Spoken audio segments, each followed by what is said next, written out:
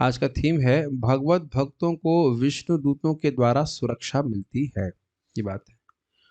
भूतानि विष्णो सुरपूजितानि दुर्दर्श लिंगानि महाद्भुतानि रक्षन्ति तद्भक्ति मतः परेभ्यो मत्तश्च मध्यानत सर्वतश्च। श्रीमद् भागवत छठा स्कंद। ये बोलने की जरूरत नहीं है। तीसरा अध्याय और 18वां श्लोक। यह श्लोक स्वयं यमराज जी ने कहा है। क्या कह रहे हैं? किसको कह रहे हैं? यमराज जी यमदूतों को कह रहे हैं। यमदूतों को बड़ा आश्चर्य हुआ था, क्योंकि जब यमदूत, देख सकते हैं इस फोटो में, अजामिल नाम के व्यक्ति को पकड़ने के लिए आए, जो बहुत ही पापी था, तो उसने अपने बेटे को नाम रख करके, बेटे का नाम रख करके, नाम रख के मतलब उसको बुलाते हुए नारायण बोल दिया था सहसा। तो तुरंत ही 4 भगवान के दूत यहाँ पे आ गए, इन्हें विष्णुदूत कहा जाता है, और उन्होंने यमदूतों को कहा कि तुम इस पापी अजामिल को या इस व्यक्ति को नहीं ले, उन्होंने नहीं कहा कि पापी है, क्षमा कीजिएगा, लेकिन उन्होंने कहा तुम इसको नहीं ले जा सकते हो। तो वो है दूसरे अध्याय में वर्णन हुआ, उनके बीच बातचीत होती है। विष्णु बोलते हैं कि कैसे भी नाम उच्चारण हो, सारे अनंत कोटि जन्मों के पाप नष्ट करने वाला है। तो इस प्रकार से यमदूतों का यमपाश कट गया, और वह वापस जब यमराज जी के पास जाते हैं, तो अब यमराज जी उनको बहुत सारी बातें समझाते हैं कि भगवान के बारे में तुम नहीं जानते थे। तो उस संबंध में वह कहते हैं कि देखो, भूतानि विष्णु, विष्णु के दूत, भूत मतलब भगवान विष्णु के दूत, सुर पूजितानि, जो देवताओं के द्वारा भी पूजित है, सम्माननीय है, दुर्दर्श लिंगानी, उनको लिंगित मतलब उनका चिन्ह, उनको देखना दुर्दर्श, बहुत मुश्किल है। सामान्यतः वह दिखाई नहीं पड़ते विष्णुदूत। विष्णु की बात नहीं कर रहे हैं, विष्णु के दूतों की बात कर रहे हैं। और कौन बोल रहा है? यमराज जी बोल रहे हैं कि उनको देखना सामान्य बात नहीं, तुम्हारा बड़ा भाग्य है कि तुम्हें उनके दर्शन प्राप्त हुए, और तुम लोग उनसे झगड़ा किए, ऐसे भी आशय हो सकता, नहीं करना चाहिए बेटा। महाअद्भुतानि, न सिर्फ उनका दर्शन अत्यंत कठिन है, बल्कि उनका दर्शन बहुत अद्भुत भी। अद्भुत क्यों है? भगवान विष्णु जैसे ही दिखते हैं। कुछ समझ रहे हैं इस बात को? अद्भुत रूप है भाई। बहुत सारी बातें होती हैं, लेकिन वो अद्भुत नहीं होती भाई। दिखाई नहीं पड़े इसका मतलब ये नहीं कि वो अद्भुत है, और दिख भी गए तो क्या है, ठीक है, लेकिन अद्भुत रूप है, चतुर्भुज रूप है, पहली बात। और भगवान जैसा, और भगवान के समान शक्तिशाली भी है। तभी तो देखो देखो कितनी आसानी से तुम्हारा वह यमपाश ने काट दिया। अच्छा, तो करते क्या है? तो कहते हैं रक्षंती। रक्षंती शब्द बहुवचन में है, यानी एक दूत नहीं है, बहुत से दूत हैं।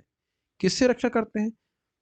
तद भक्ति मत, जो भगवान विष्णु की भक्ति मत है, अर्थात भगवान विष्णु की भक्ति करते हैं, उनकी रक्षा करते हैं। किससे करते हैं? परेभ्यो, मतलब कोई दूसरा व्यक्ति, द्वेषी व्यक्ति, उससे भगवान के भक्त उन इस जगत में उन भक्तों की रक्षा करते हैं, विष्णु के भक्तों की। मत्स्य, अरे हो सकता हो भाई जगत के लोगों से रक्षा कर सकते हो, यमराज जी से ना रक्षा कर लेंगे? तो यमराज जी कहते नहीं, मुझसे भी रक्षा करते हैं, बहुत खतरनाक व्यक्ति हूं मैं। यमराज जी पूरी तरह धर्मनिरपेक्ष है। समझ रहे हैं? कोई व्यक्ति यहाँ किसी भी धर्म को मानने वाला है, जो वास्तविक धर्म के अनुसार पाप है उसका उल्लंघन करने, उसको उसके अनुसार पाप करने वाले को दंड देते ही हैं। वो सारे मनुष्य को डील करते हैं, उसमें कोई वो भेदभाव नहीं देखते, निरपेक्ष रूप से। मर्त्यान, मर्त्यान मतलब और मनुष्यों से भी वह रक्षा करते हैं, अतः सर्वतश्च, और हर प्रकार से रक्षा करते हैं। तो ये भगवान के नाम उच्चारण करने का प्रबल प्रभाव है। अब आप देखिए, इसमें मैं समझ सकता हूं कि भक्त लोग अश्रद्धा करेंगे, नहीं भाई, हमारी रक्षा भगवान क्यों करेंगे? अब मैं यहाँ ये प्रश्न तो नहीं कर सकता कि raise your hands if your charge sheet is like Ajamil. मैं, अरे छोटू से हाथ में खड़ा करो, पता है मैं क्या बोल रहा हूँ, हाथ खड़ा करके बैठो। पहले साथ दर्द होने लग गया होगा, हाथ आपका, हाथ नीचे कीजिए। कि शायद ही कोई व्यक्ति ऐसा यहाँ पे होगा जो अजामिल जैसा पापी होगा, जो 85 साल में संतान उत्पन्न करे, वो भी एक वैश्या से, है कि नहीं, वो भी ब्राह्मण परिवार में जन्म। और आजकल तो चलिए मान लीजिए ट्रेनिंग भी नहीं, उससे उसको बढ़िया ट्रेनिंग थी।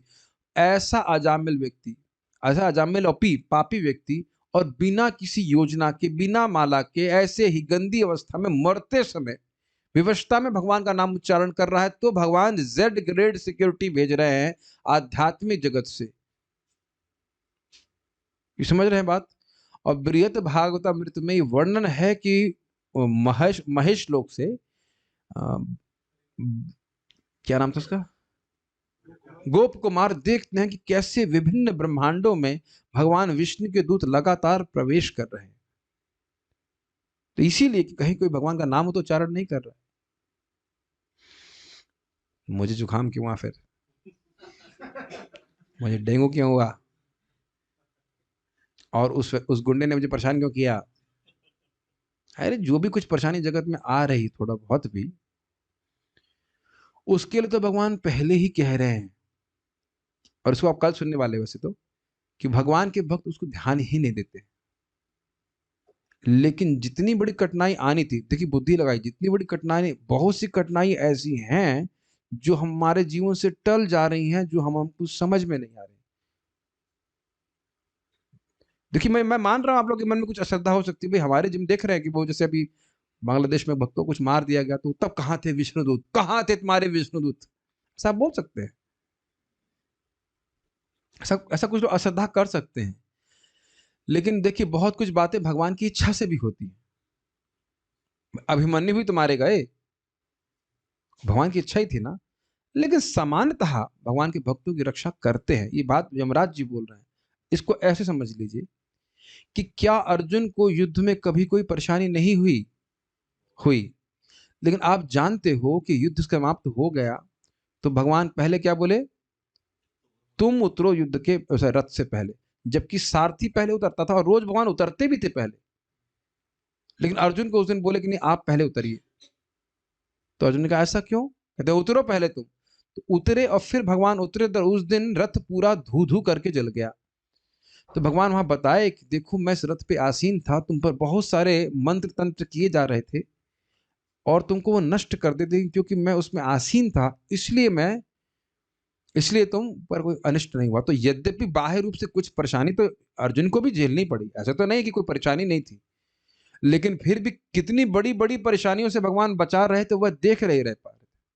अर्जुन नहीं देख पा रहे थे तो हम क्या देख पाएंगे। मेरी बात समझ में आ रही है।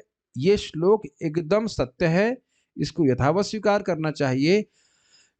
हम अजामिल तो कुछ भी नहीं था, आजकल के भक्त तो भक्ति कर रहे हैं तो उससे अधिक ही भक्ति कर रहे थे ना।